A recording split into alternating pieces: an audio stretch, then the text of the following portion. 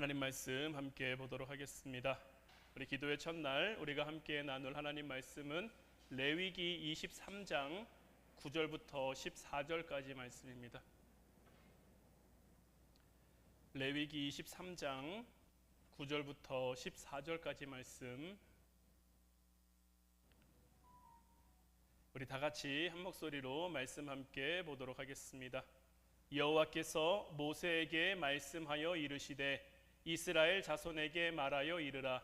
너희는 내가 너희에게 주는 땅에 들어가서 너희의 곡물을 거둘 때에 너희의 곡물의 첫 이삭 한 단을 제사장에게로 가져갈 것이요, 제사장은 너희를 위하여 그 단을 여호와 앞에 기쁘게 받으심이 되도록 흔들되 안식일 이튿날에 흔들 것이며, 너희가 그 단을 흔드는 날에 1년 되고 흠없는 순양을 여호와께 번제로 드리고, 그 소제로는 기름 섞은 고른 가루 10분의 2 에바를 여호와께 드려 화제로 삼아 향기로운 냄새가 되게 하고, 전제로는 포도주 4분의 1 흰을 쓸 것이며, 너희는 너희 하나님께 예물을 가져오는 그날까지 떡이든지 볶은 곡식이든지 생이삭이든지 먹지 말지니, 이는 너희가 거주하는 각처에서 대대로 지킬 영원한 규례니라.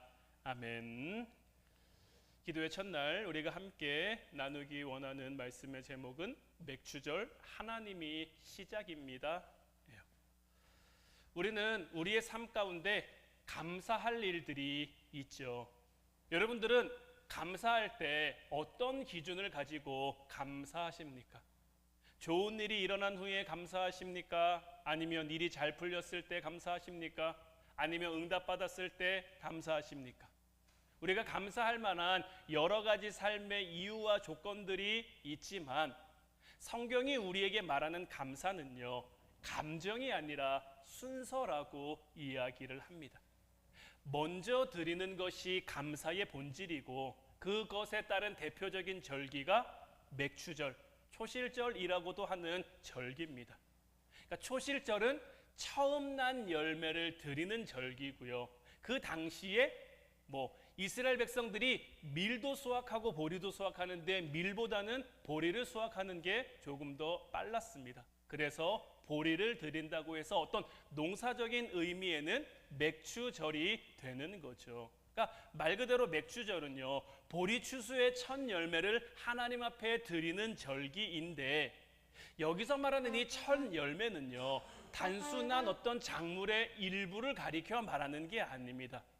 지금 이스라엘 백성들이 지금 이 절기를 지킴에 있어서 올 한 해 전체 농사가 잘 될지 안 될지 모르는 그런 상황입니다.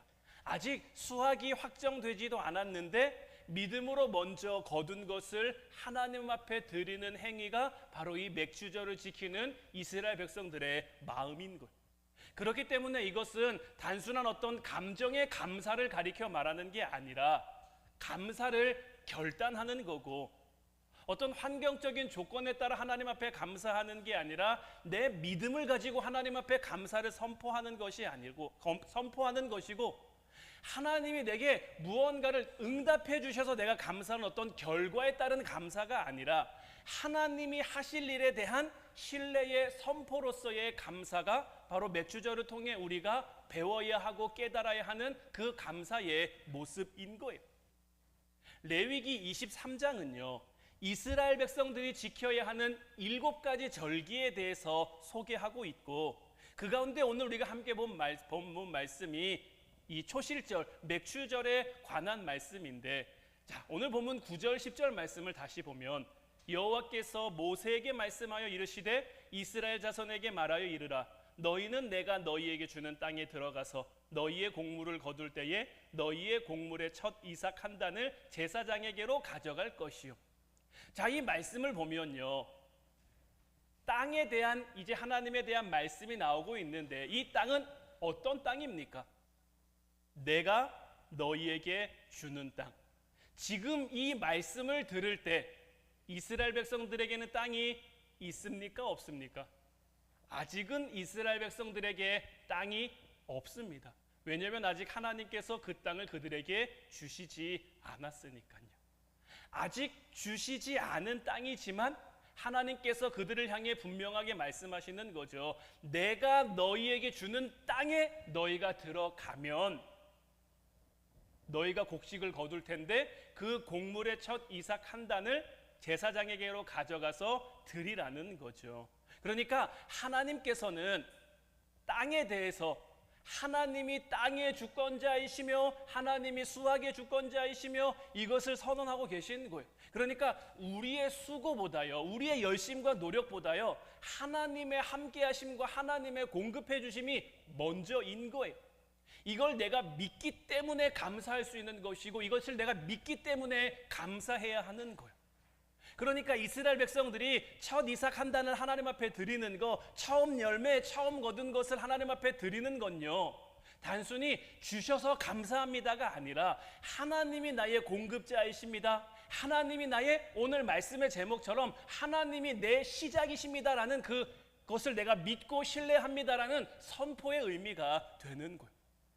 그리고 이 맥주절, 이 초실절을 지키는 이 방법에 대해서도 11절부터 이제 나오고 있는데 쭉 살펴보면 제사장은 너희를 위하여 그 단을 여호와 앞에 기쁘게 밤의심이 되도록 흔들되 안식일 이튿날에 흔들 것이며 너희가 그 단을 흔드는 날에 1년 되고 흠없는 순양을 여호와께 번제로 드리고 그 소제로는 기름 섞은 고운 가루 10분의 2 에바를 여호와께 드려 화제로 삼아 향기로운 냄새가 되게 하고 전제로는 포도주 4분의 1 흰을 쓸 것이며 너희는 너희 하나님께 예물을 가져오는 그날까지 떡이든지 볶은 곡식이든지 생이삭이든지 먹지 말지니 이는 너희가 거주하는 각처에서 대대로 지킬 영원한 규례다 라고 말씀하고 있는 거죠. 그러니까 이 맥주절은 먼저 이 이스라엘 백성들이 곡식단을 가지고 오면 그 단을 하나님 앞에 흔들어 드리는 요제로 드리고 그 다음에 1년 된 순양을 가지고 번제를 드리고 기름 섞은 고운 가루로 하나님 앞에 소제를 드리고 포도주로 이제 전제를 함께 드리는데 그날까지 무엇을 말씀하십니까? 떡이든지 볶은 곡식이든지 생이삭을 먹지 말라고 말씀하신단 말이에요. 하나님이 우리에게 이렇게 말씀하시는 건요, 단순히 하나님 앞에 이런 것들을 드려라가 아니고요, 하나님이 우선되는 삶을 살아가는 그 말씀을 주시는 거예요. 이스라엘 백성들이, 하나님께서 이스라엘 백성들에게 율법을 주신 것, 규례를 주신 것, 절기를 주신 것, 그들이 지키고 행해야 될 것을 주시는 그 모든 이유는요, 하나님이 우선되는 삶을 살아가라는 그 방법으로 우리에게 주시는 거예요. 너희의 것을 하나님이 우리보다 가진 게 없으실까요? 하나님이 우리보다 있는 게 없으실까요? 온 천지 만물을 하나님이 다 만드셨는데 동물도 하나님이 말씀으로 만드셨고 바다의 물고기도 하늘에서도 하나님이 다 말씀으로 창조하셨는데 하나님이 하시고자 하면 얼마든지 하실 수 있지만 백성들의 이것을 말씀하시는 것은 하나님이 우선되는 삶을 살아가라는 그 하나님의 뜻인 것이고 백성들도 이 말씀을 지킴으로써 하나님은 보이시는 분이 아니잖아요.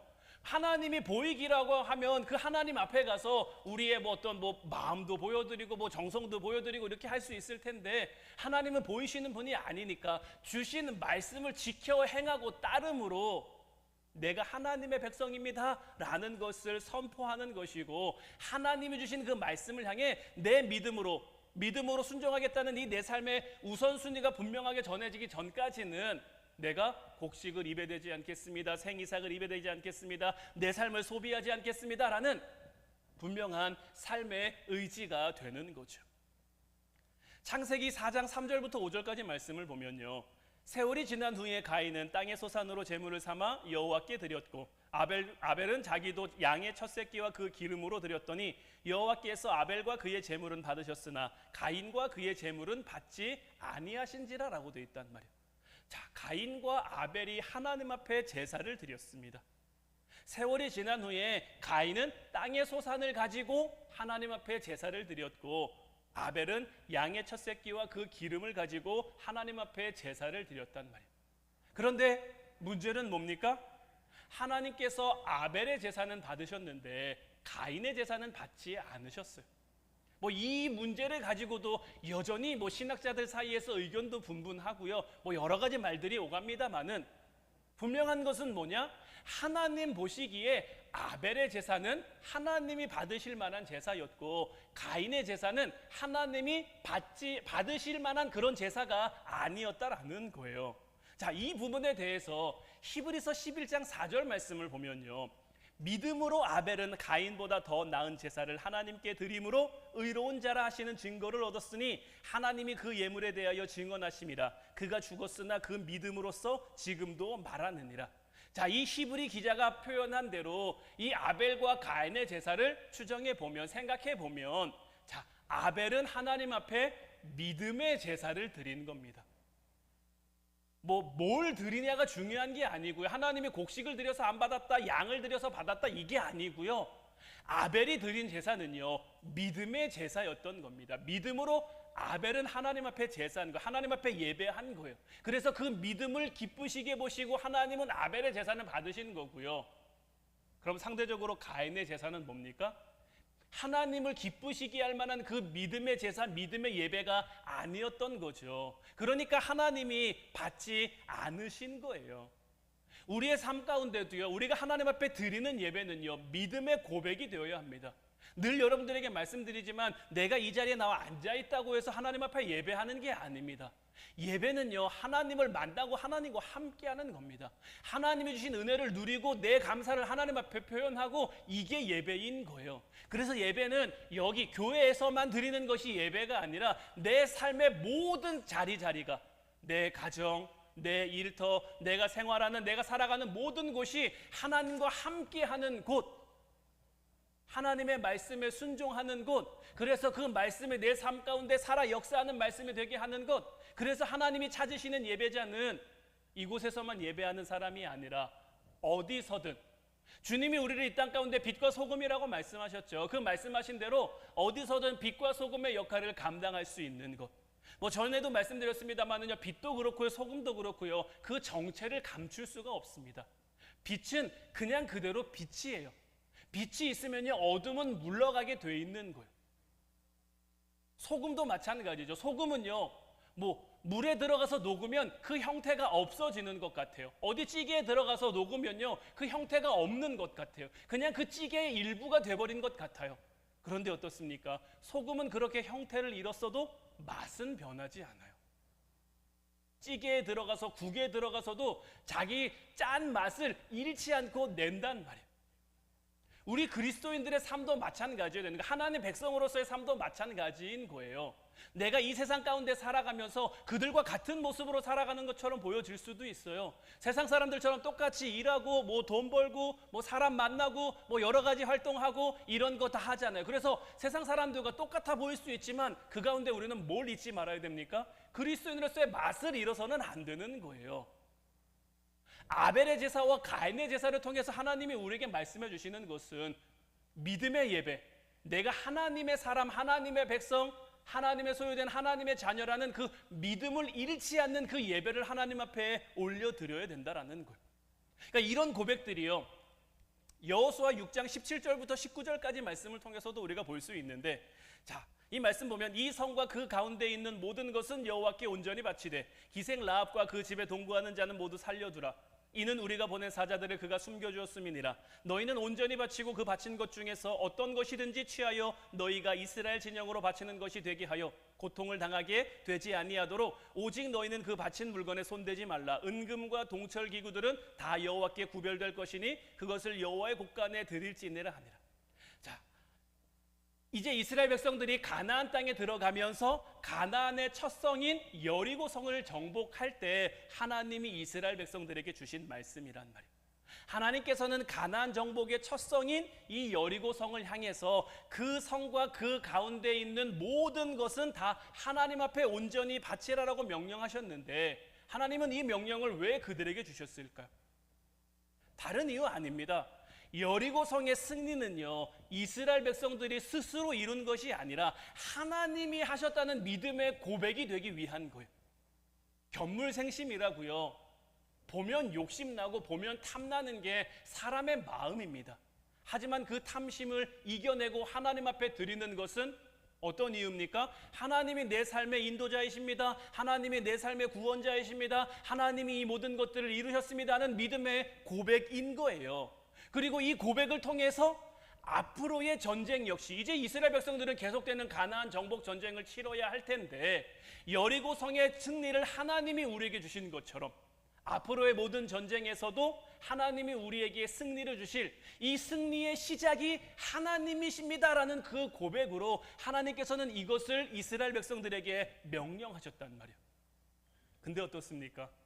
그 중에 하나님의 말씀을 지키지 않은 사람이 있죠. 여호수아 7장 1절부터 3절까지 말씀을 보면요, 이스라엘 자손들이 온전히 바친 물건으로 말미암아 범죄였으니 이는 유다 지파 세라의 증손 삽디의 손자 갈미의 아들 아간이 온전히 바친 물건을 가졌습니다. 여호와께서 이스라엘 자손들에게 진노하시니라. 여호수아가 여리고에서 사람을 베델 동쪽 베다인 곁에 있는 아이로 보내며 그들에게 말하여 이르되 올라가서 그 땅을 정탐하라 하매 그 사람들이 올라가서 아이를 정탐하고 여호수아에게로 돌아와 그에게 이르되 백성을 다 올라가게 하지 말고 2-3천 명만 올라가서 아이를 치게 하소서. 그들은 소수이니 모든 백성을 그리로 보내어 수고롭게 하지 마소서.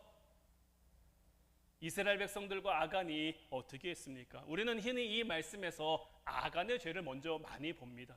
왜냐하면 아간은 확실하게 하나님이 하지 말란 걸 했으니까요.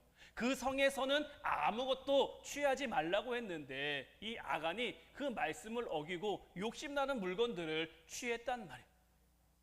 그리고는 어떻게 합니까? 아이성에서 전투에서 지고 돌아온 다음에 그 전쟁 패배의 원인, 이게 누구 때문인지를 밝혀내려고 해서 여호수아가 모든 백성을 다 모읍니다. 그리고 제비를 뽑아요. 어느 지파냐? 유다 지파가 뽑히죠. 그 다음엔 또 어떻게 됩니까? 세라의 어떤 가족이 뽑히고, 그러니까 자기가 제비 뽑혀 나올 때까지 이 아간은요, 자기의 잘못에 대해서 고하지 않아요. 얘기하지 않아요. 자기가 마지막으로 제비 뽑혔단 말이에요. 그제서 물으니 내가 사실은 이만저만해서 이게 욕심나서 이것을 가졌습니다. 이것을 감추어뒀습니다. 이렇게 한단 말이에요. 그러니까 이건요, 아간이 하나님의 말씀을 완전 어긴, 그러니까 아이성의 실패, 아간 때문 맞습니다. 그런데요, 이스라엘 백성들도 사실 잘한 게 하나도 없어요. 여리고 성의 승리, 그들이 어떻게 취할 수 있었습니까? 하나님이 그들에게 말씀하신 대로 한 거죠. 여리고 성을 점령함에 있어서 하나님이 그 성을 한 바퀴씩 돌라 그랬단 말이에요. 마지막 7번째 날에는 7바퀴를 돌고 나팔과 이렇게 불면서 소리를 지르라고 했더니 여리고 성이 무너져 내렸단 말이에요. 그래서 그 성을 정말 손쉽게 차지할 수 있었어요.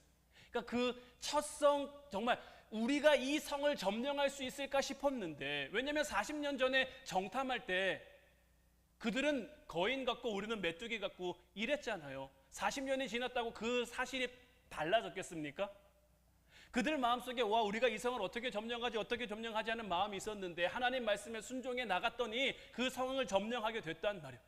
그러니까 이 승리의 기쁨, 요즘엔 도파민이라는 얘기를 굉장히 많이 하더라고요. 이 승리의 도파민이 머리끝까지 치솟아 오르니까 상대적으로 여리고 성보다 작은 아이성은요, 눈에 들어오지도 않는 거예요. 그러니 어떻게 합니까? 우리가 다 올라갈 게 뭐 있습니까? 그냥 한 2-3천 명쯤만 올라가면 그냥 이 성을 쉽게 차지할 수 있지 않겠습니까? 벌써 이스라엘 백성들의 마음에 교만함이 가득한 거예요. 제가 늘 여러분들에게 말씀드리죠. 한 번 은혜 받는 건요, 한 번 축복받는 건요, 어려운 거 아닙니다. 우리 하나님은 구하는 자에게 주시는 하나님이시기 때문에 우리가 간절히 구하면, 간절히 찾으면, 간절히 문을 두드리면 하나님이 우리에게 그 구하는 것을 허락해 주신단 말이에요. 근데 문제는요, 그 다음이에요. 이스라엘 백성들도 보세요. 여리고 성에서 잘 승리했어요. 하나님이 주시는 그 은혜, 기적, 놀라움을 맛봤단 말이에요. 그 다음 어떻게 됩니까? 금방 어깨가 여기까지 올라가서 고작 아이성을 점령하는데 우리가 다 올라갈 게 뭐 있습니까? 2-3천 명만쯤만 올라가도 우리가 그 성을 손쉽게 차지할 수 있을 겁니다. 하나님이 언제 그렇게 말씀하셨냐고요. 우리는 우리의 삶 가운데 철저히 하나님의 말씀대로, 하나님의 뜻대로가 되어야지, 하나님께 드리는 온전한 이 믿음의 고백, 하나님 말씀을 향한 온전한 순종이 이후 우리의 삶의 모든 것을 책임지시는 통로가 되는 거란 말이에요. 저는 이 맥주절이라는 절기가 참 좋은 절기인 것 같아요. 우리는 항상 시작이라는 것을 참 중요하게 여기죠. 그래서 새로운 한 해가 시작됐을 때도 내가 이 새로운 한 해 시작을 계기로 뭔가 새롭게 해봐야지. 근데 또 우리나라는 또 새해만 있는 게 아니라 또 구정도 있죠. 그래서 또 새로운 새해가 주어지잖아요. 뭐 얼마 되진 않지만 그 기간 동안 또 내가 후회할 게 있고 아쉬운 게 있으면 또 새로운 새해를 맞이해서 내가 이 구정을 통해서는 이제 뭔가 좀 해보리라. 그리고 이제 상반기의 삶을 살아왔잖아요. 상반기의 삶을 살아오는 동안 뭐 잘한 것도 있고 좋은 것도 있었겠지만 아쉬운 것도 있고 부족한 것도 있고 연약한 것도 있었겠죠. 이제 그런 걸 이제 이 맥주절을 계기로 상반기의 삶을 결산해서 좋은 거는 취하고 안 좋은 건 버리고 나쁜 건 내려놓고 그래서 또 새로운 시작을 할 수 있는 이 절기가 맥주절인 것 같아요. 하나님의 새로운 은혜를 기억하며 하나님이 우리의 삶과 함께해서 역사하실 것을 기대하며 그러니 이 맥주절을 맞이해서 이 맥주절을 지내는 우리에게 필요한 건 뭡니까? 말씀드린 것처럼 하나님 앞에 드리는 온전한 믿음의 고백인 거예요. 하나님이 나와 함께 하십니다. 하나님이 나를 통해 이루실 겁니다. 하나님이 역사하실 겁니다. 하나님이 기적을 행하실 겁니다. 이런 나의 믿음의 고백, 온전한 믿음의 고백이 이후 우리의 삶, 남은 하반기의 삶을 우리가 살아감에 있어서 하나님이 우리의 삶을 책임지시는 그 통로가 될 거란 말이에요. 특별히 우리가 처음 것을 구별해서 하나님 앞에 올려드릴 때 지금 맥주절도 뭡니까? 처음 이제 거둔 것의 첫 열매 한 단을 하나님 앞에 올려드리는 거잖아요. 그러니까 우리는 처음 것을 구별해서 하나님 앞에 믿음으로 드리면 하나님은 반드시 그것을 통해 역사하시는데 이 맥주절을 지내면서 이 맥주절을 준비하면서 제가 여러분들에게 묻고 싶은 것은 지금 우리 믿음의 고백, 지금 우리의 삶의 처음 것들은 어디를 향하고 있느냐라는 거죠. 지금 여러분들의 삶은 무엇을 향해 있습니까? 저는 특별히 여러분들이 좀 하나님 앞에 시간을 좀 잘 구별할 수 있었으면 좋겠어요. 우리 성도들이 매일 하루의 삶을 말씀으로 시작하면 얼마나 좋을까? 제가 늘 매주마다 잔소리하듯이 매일 말씀, 매일 성경으로 매일 말씀을 묵상하셔야 됩니다. 말씀 붙들고 기도하셔야 됩니다. 말씀으로 살아가셔야 됩니다. 라고 말하는 것이 여러분들에게 그냥 하는 것이 아니라 우리가 하루의 처음 시작을 하나님 앞에 올려드리면요. 우리의 남은 하루의 삶을요. 하나님이 책임져 주실 거예요. 하나님이 주관해 주실 거예요. 하나님이 책임져 주시고 하나님이 주관해 주신다라는 것이 여러분들의 삶에 좋은 일만 있다라는 그런 의미는 아닙니다. 때로는 힘든 일도 있겠죠. 어려운 일도 있겠죠. 하지만 그 힘든 일, 그 어려운 길을 우리가 지금까지 뭐 수요 기도회, 금요 기도회 시간에 말씀 나눈 것처럼 내게 어떤 산이 주어지더라도 그 산을 평지처럼 걸을 수 있도록 그 산이 내게 힘들고 험할지라도 기쁨과 감사로 걸어갈 수 있도록 하나님이 우리의 삶을 주관해 주신다라는 거예요. 그리고 하나님이 우리에게 허락하신 이 길이요 어디를 향하는지 우리는 알지 못해요. 지금 당장은 우리에게 힘듦일 수도 있어요. 지금 당장은 우리에게 어려움일 수도 있어요. 하나님이 요셉의 삶을 주관해 가시는 걸 보세요. 하나님은 요셉을 통해서 이스라엘 백성을 구원하고자 했어요. 그의 가족을 다 구원하고자 했단 말이에요. 그렇게 되기 위해서는 요셉이 애굽의 총리가 돼야 돼요. 야곱의 아들로 살아가는 이 요셉이 애굽의 총리가 될 수 있습니까? 아마 야곱의 아들로 살았으면요 요셉은 애굽 근처도 안 갔을걸요. 그냥 아버지 사랑 독차지 않은 철부지 아들로 뭐 언제까지고 살았을 수 있죠. 그러니 하나님이 그에게 하시는 방법이 뭡니까?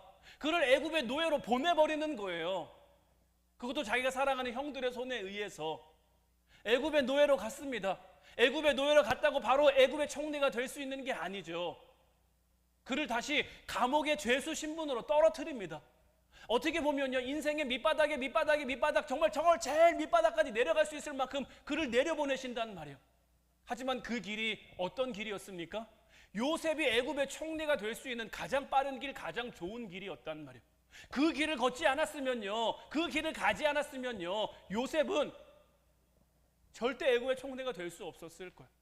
그리고 그 가운데 중요한 건 뭡니까? 요셉은 자기의 삶을 통해 온전한 믿음의 고백을 하나님 앞에 드렸다는 거예요. 요셉이 애굽의 노예로 팔렸다고 절망합니까? 하나님 왜 내 삶 가운데 이런 어려움을 주십니까? 이런 힘듦을 주십니까? 내 팔자가 왜 이렇습니까? 내 처지가 왜 이렇습니까? 요셉은 이렇게 하지 않아요. 애굽의 노예로 팔려갔어도요, 하나님의 선하심과 하나님의 인자하심을 믿으며 그곳에서 성실하게, 그곳에서 열심히. 여러분들 생각해 보세요. 말도 잘 통하지 않는 10대의 젊은 노예가 장군의 집에 들어왔어요. 20대 초반 될 때까지 기껏해야 한 6, 7년쯤 지났는데요, 보디발 장군의 집에서 보디발 장군하고 보디발 장군의 아내 빼고는 다 마음대로 할 수 있는 그 권한이 주어진단 말이에요. 얼마나 요셉이 믿음직했으면, 요셉이 얼마나 믿을만 했으면 그렇게 되기까지 요셉이 얼마나 치열하게 살았을까요? 얼마나 열심히 살았을까요? 하나님의 함께하심을 믿는 그 믿음 가지고 그곳에서 열심히. 감옥에 떨어지죠. 감옥에 떨어졌다고 하나님 내 삶에 왜 이렇습니까? 내가 그래도 열심히 살아보려고 이만큼 애썼는데 하나님 나한테 이렇게 하셔야 됐습니까? 이런 원망과 불평 요셉에게서 한마디도 나오지 않아요. 그곳에서도 보디발 장군 집에 있던 그 감옥은요, 왕의 측근에서 왕을 모시던 사람들이 오는 감옥이었어요. 그러니까 정치하는 사람들이 오는 감옥, 소위 똑똑한 사람들, 많이 배운 사람들, 높은 지위에 있던 사람들이 오는 그런 감옥이란 말이에요. 그 가운데 요셉은 이제 20대 중반밖에 안 된 그런 젊은 청년인데 죄목이 뭡니까? 주인의 부인을 성으로 추행하려고 했던 그런, 어떻게 보면 파렴치한 그런 죄목을 가지고 들어와 그곳에서 인정받기가 얼마나 어렵겠습니까? 그런데 몇 해가 지나지 않아서도요, 그곳에서 오히려 다른 죄수들을 관리하는 간수장이 됐고요. 보세요. 빵 굽는 관원장하고요, 술 빚는 관원장하고요, 꿈을 꿨는데요, 그 꿈에 대한 고민을 누구에게 가져옵니까? 요셉에게 가져온단 말이에요. 그 똑똑한 사람들이, 그 잘난 사람들이 자기의 풀어지지 않는 그 고민을 해결하기 위해 요셉에게 와요. 그러니까 그곳에서도 요셉이 얼마나 열심히 살았는지. 우리의 삶도 이래야 되는 거예요. 우리의 삶 가운데 때로는 하나님이 내게 가시밭길과 같은 그런 고난의 길을 걷게 하실 수 있지만 그 길을 통해서 하나님 앞에 감사로, 특별히 하루를 시작함에 있어서 내 첫 30분을 하나님 앞에 드리면요, 나머지 시간들을요 하나님이 주관하셔서 그런 길과 걸음이 기쁨과 감사의 걸음이 될 수 있도록, 하나님의 함께하심을 느끼며 깨달으는 그 기쁨과 감사의 걸음이 될 수 있도록 하나님이 우리를 붙들어 주실 거란 말이에요. 하나님은 우리에게 최고를 원하시는 게 아닙니다. 최선을 원하시는 거예요. 우리가 이 맥주절이라는 절기를 준비함에 있어서도요, 우리가 최고의 절기를 하나님 앞에 올려야지 이게 아니고요, 내가 할 수 있는 최선의 노력을. 근데 이 최선의 노력은요, 하나님과 나만 아는 거예요. 다른 사람들 보기에 최선을 다했다고 여겨져도 내 스스로 하나님 앞에 최선을 다하지 못한 그 부끄러움이 있어요. 그럼 그거는 아닌 거예요. 반대로 다른 사람들 보기에는 어떠할지라도 나는 정말 내가 하나님 보시기에 부끄럽지 않은 내 최선의 절기를 준비했고, 기도했고, 말씀 붙들었고, 그렇게 하나님 앞에 나아갔으면요, 하나님은 그런 우리를 인정하시는 거예요. 이건 단지 어떤 맥주절이라는 어떤 이런 제사, 예배 이런 문제를 가리켜 말하는 게 아니에요. 하나님은 우리의 인생의 주인으로 모시는가에 대한 문제인 거죠. 바라기는 이제 이 맥주절 절기를 이제 시작으로 새로운 하반기의 삶이 시작될 텐데, 하나님으로 시작할 수 있는 여러분들 되시기를 주님의 이름으로 축원해 드립니다. 하나님으로 시작하면, 하나님으로 나아가면, 하나님이 우리 인생의 주인이 되시면 하나님이 우리 인생의 주관자가 되셔서 우리의 삶에 하나님의 선하심과 인자하심을 나타내 주실 줄로 믿어요. 이제 이것을 온전히 믿음으로 믿고 결단하는 삶을 살아가는 저와 여러분들 될 수 있기를 주님의 이름으로 축원해 드립니다. 이제 우리 같이 찬양하고 기도하길 원하는데, 주님 약속하신 말씀 위에서 이 찬양 함께 고백했으면 좋겠어요. 주님이 우리에게 주신 약속하신 말씀 있잖아요. 맥주절을 지키면 하나님이 우리에게 절기로 통해 약속하신 복을 주실 거예요. 그 말씀을 내가 붙잡으면, 내가 믿으면요, 그 말씀대로 나아가면 되는 거예요. 말씀 위에 굳게 서서 나아가면 되는 거예요. 말씀 위에 굳게 서서 나아가면 하나님이 지키시고 하나님이 보호하실 거예요. 오늘 이 밤 우리가 같이 찬양하고 기도할 때, 하나님, 이제 내가 하나님으로 살아가기 원합니다. 하나님으로 시작하고 하나님으로 출발되어지기를 원합니다. 내 삶 붙들어 주셔서 내 삶과 함께 해주셔서 말씀대로 살아가는 우리가 될 수 있도록, 하나님 앞에 늘 최선의 예배, 최선의 삶을 살아갈 수 있도록 붙들어 주시고 인도하여 주옵소서. 우리 찬양하고 같이 기도하도록 하겠습니다.